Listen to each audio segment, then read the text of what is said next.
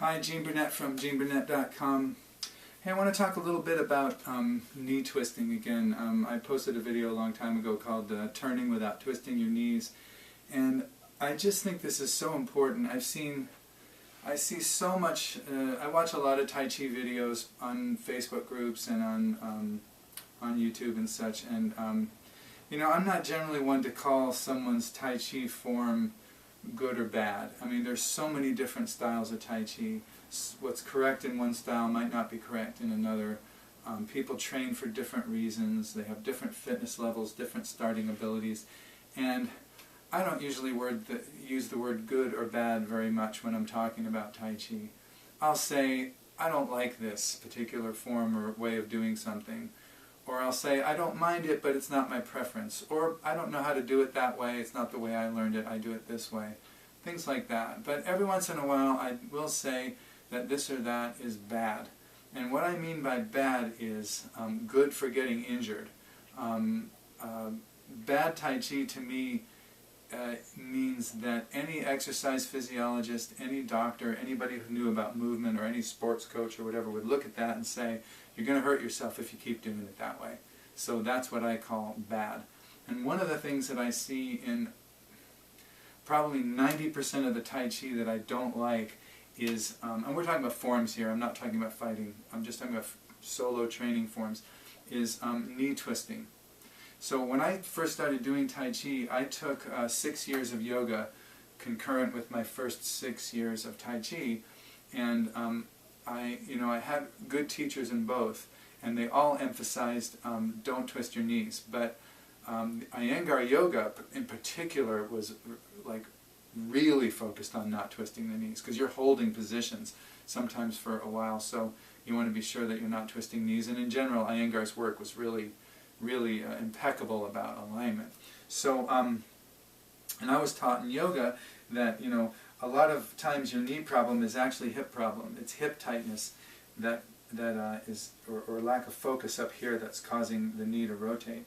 So basically what we want to do is just have our knee pointing the same direction as the middle of the foot and not be doing this. Not be twisting in or twisting out. Twisting in is far more common, collapsing in here. So you have to create a kind of a space. They call it rounding the inner thighs, and you have to kind of not close this off in here too much. The inner groin right here, that you want to keep a certain amount of openness in there. So what that means is when you're shifting weight and turning, you don't want to do that. What I like to do personally is to move my hips relatively static. If my hips are going to turn, it's usually after the weight shift. So once my weight is shifted, now I can turn my hips and I can turn my toe in. Or if you do a style that heels out, that's fine too. But what you don't want to do is turn your hips while you're shifting. So while I'm shifting, if I turn my hips right at that moment, chances are this is going to happen. And that's what I see over and over again. I see so much Tai Chi like that. Or you see people doing spirals, and look at my knees. They're doing this.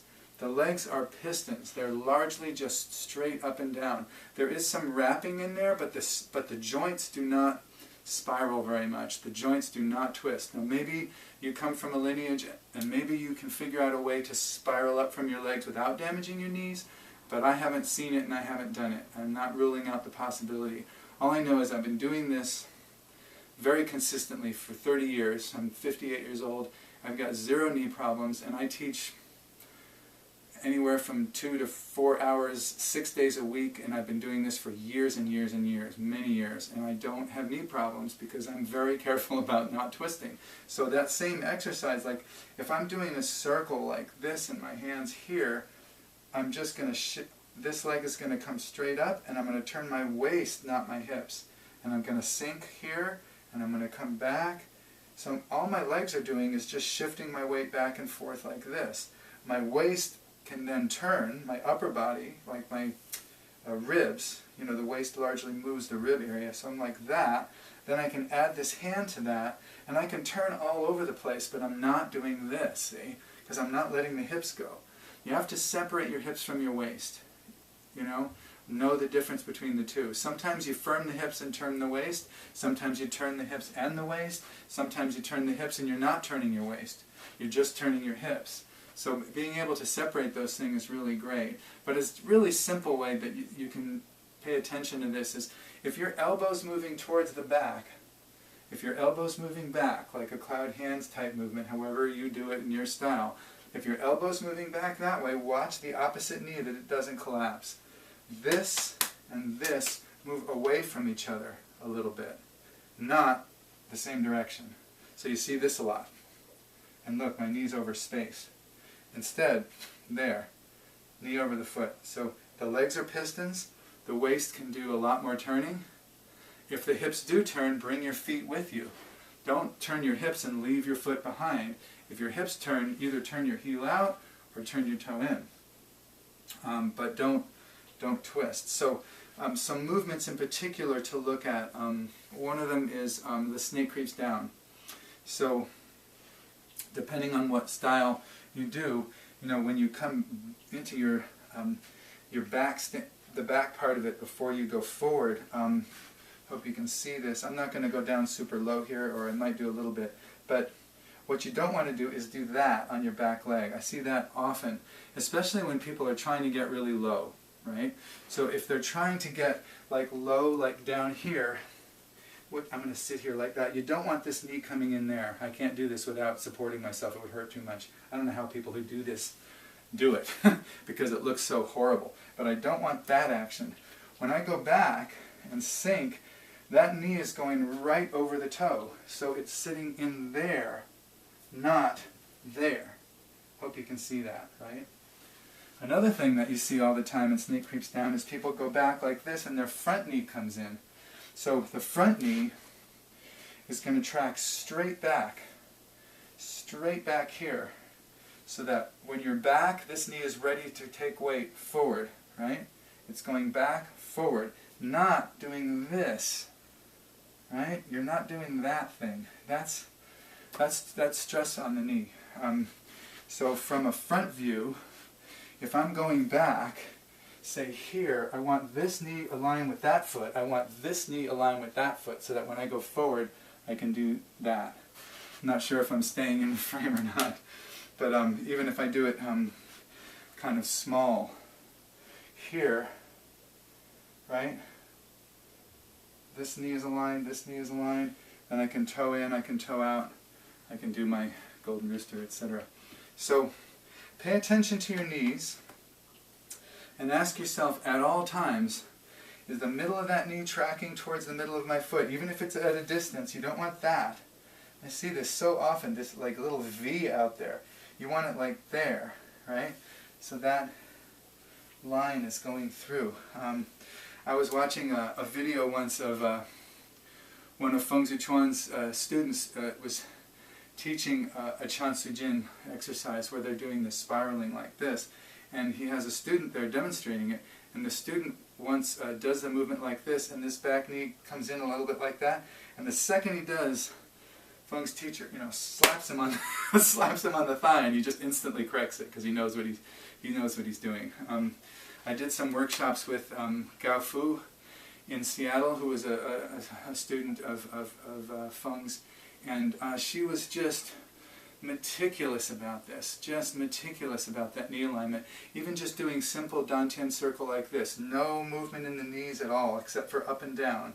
So you're going up, turn, down, turn, up, turn, and down, turn, but no movement in the knees. They're just going up and down. They do this. They're pistons. They're not rotators. That's your hips. And if the hips are loose up there, if the quad's open in here, you can do all kinds of cool things up here with your hips that don't affect your knee. That just, the knee can just sit there, and you have this range in here, and you can use that. You can use that for launching, for punching. You can use it for all kinds of offensive and defensive, neutralizing yin and aggressive yang movements. All kinds of cool stuff come from not holding your hips tight, and you got to keep those knees pointing the same direction as your toes, no matter what you're doing. Especially when you turn, watch the elbow, the opposite knee goes out a little bit. Elbow goes back, opposite knee goes out a little bit. So that way you can develop a little sub-program in your nervous system that when you start to turn, if your hips turn, your foot turns. And if your hips turn and your foot doesn't turn, that you really make sure you press out with your thighs so that that knee does not collapse. What you don't want to do is turn and let the knee follow. That's what you don't want to do. You want to keep this open in here, right? Always keep the space in here. Now, of course, in fighting or in daily life, when things are happening quickly and you're having to deal with stuff, you do whatever you need to do. This is in the martial yoga part of the training, where it's just you and gravity and you're studying in a kind of an idealized way. Like, what am I doing here? I don't want to do that, I want to do that. So you start to build that program into your brain so that more and more and more it becomes self-correcting. So no matter what you're doing, if there's even a hint of knee twisting or moving, you just automatically correct it. I get here and it just corrects. Come and it corrects. It's always trying to find home base, which is aligned with that foot. So open your hips, keep your knees over your toes, keep your legs pistons moving up and down. Let the rotatory capacity be more in your upper body, which bears less weight and can therefore rotate more. And I think your Tai Chi in your life will be that much better for it. So thanks for watching. I appreciate it. If you like this kind of thing, subscribe to my YouTube channel. I do Tai Chi videos, nature videos, music videos, or visit GeneBurnett.com. Thanks again.